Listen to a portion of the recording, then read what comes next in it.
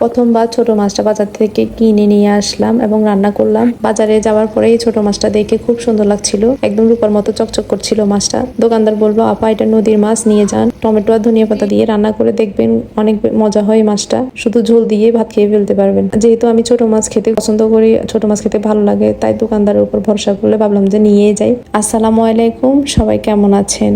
আশা করছি পুরো রেসিপিটা দেখবেন, আর যদি ভালো লাগে অবশ্যই একটা শেয়ার করে দিবেন, পেজটাকে ফলো দিয়ে পাশে থাকবেন। এখানে ছোট মাছটাকে খুব ভালোভাবে পরিষ্কার করে নিয়েছি। এই মাছের মাথাটা একটু শক্ত মনে হলো যে মাথাটা খেতে ভালো লাগবে না, তাই মাথা কেটে ফেলে মাছটা খুব ভালোভাবে পরিষ্কার করে নিয়েছি।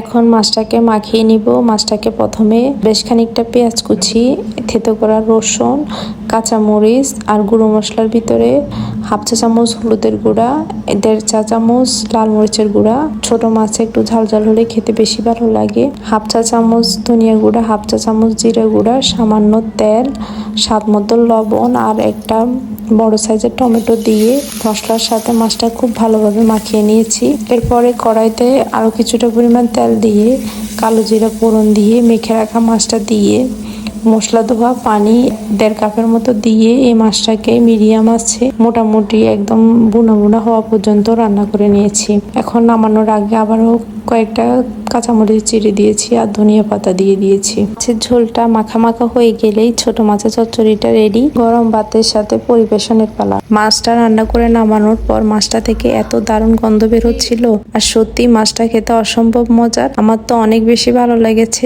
সত্যি এই মাছের ঝোল এবং মাছটা দিয়ে অনেকটা পরিমাণ ভাত খাওয়া যায়, আর কিছুই দরকার হবে না।